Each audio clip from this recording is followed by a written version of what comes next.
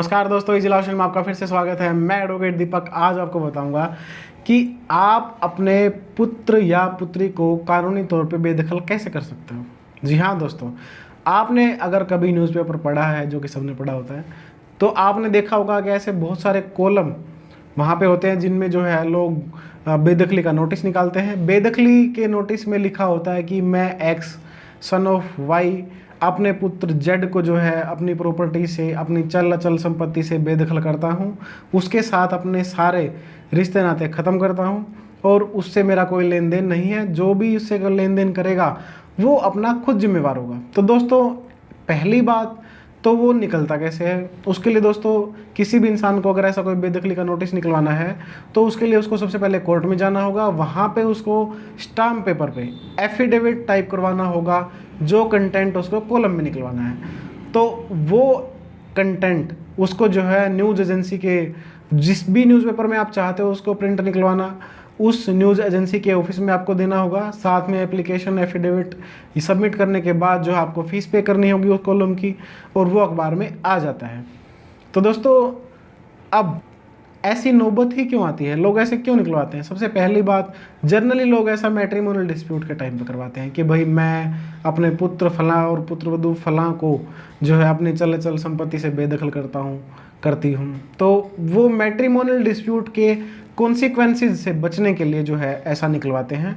उसके बाद दूसरा तब होता है जब मान लीजिए अगर शादी भी नहीं हुई है बेटे की, वो औलाद जो है निकम्मी निकल जाती है, वो नशे करने लग जाए, या फिर मान लीजिए कि भाई वो लेन देन ऐसा रखते हैं कि भाई लोग जो है उसकी टोक के लिए घर आते हैं, पैसे लेने के लिए परेशान करते हैं घर वालों के लिए। तो ऐसे में लोग, या मान लीजिए कोई वो किसी का बेटा जो है वो एडिक्ट हो जाए, ड्रग एडिक्ट हो जाए कोई, तो वो ऐसे में जो है आम जनता को परेशान कर देता है और आम जनता जो है घर वालों को परेशान कर देती है। तो वो लोग जो है जर्नल इंटीमेशन के लिए, लोगों को ये बात पहुंचाने के लिए एट लार्ज बल्क में नोटिस छपवा देती है अखबार में कि भाई आप इस बंदे से सतर्क रहें। तो दोस्तों, अब बात है कानूनी कि भाई कानूनी तौर पे बेदखल कैसे होता है। तो दोस्तों, मैं आपको बता दूं कि इंडियन लीगल सिस्टम में कानूनी तौर पे बेदखल करने का ऐसा कोई प्रोसीजर नहीं है कि कोई अपने बेटे या बेटी को बेदखल कर दे। जी हाँ दोस्तों, आपने बिल्कुल सही सुना है। सबसे पहली बात, बेदखल, यहाँ हम बात कर रहे हैं प्रॉपर्टी से बेदखली।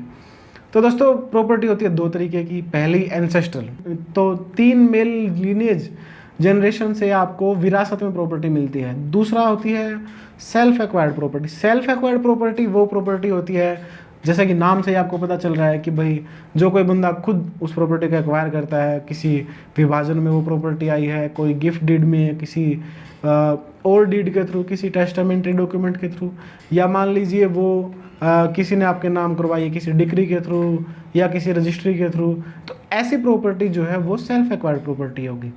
तो यहाँ बात करते हैं बेदखली की।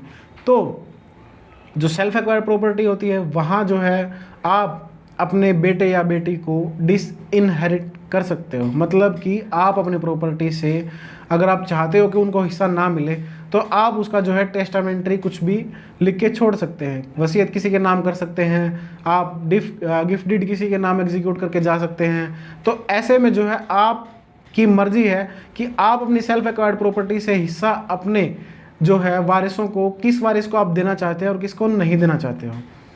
दूसरा, आप जो है एंसेस्ट्रल प्रॉपर्टी में किसी को डिसइनहेरिट नहीं कर सकते। जी हाँ दोस्तों, एंसेस्ट्रल प्रॉपर्टी में राइट क्रिएट होता है बाय बर्थ, और जैसे ही कोई इंसान जन्म ले लेता है उसका एंसेस्ट्रल प्रॉपर्टी में हिस्सा भी उसके साथ ही पैदा हो जाता है, और उसको जो है उसके पेरेंट्स उसको निकाल नहीं सकते उस प्रॉपर्टी से।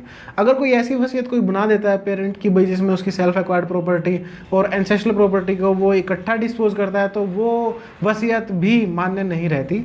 तो दोस्तों, ऐसे में मैं एक बात क्लियर कर देता हूँ कि सेल्फ एक्वायर्ड प्रॉपर्टी में मान लीजिए कि भाई अपने जीते जी कोई पेरेंट्स अपने बच्चों को नहीं घुसने देना चाहते और वो उनको जो है आउट कर देते हैं, निकाल देते हैं। लेकिन अगर वो इंटेस्टेट गुजर जाते हैं, अगर कोई बिना वसीयत के, बिना किसी के नाम किए वो प्रॉपर्टी जो है वो गुजर जाते हैं, तो विरासत में जो है इनहेरिटेंस में वो प्रॉपर्टी उनको ऑटोमेटिक मिल जाएगी।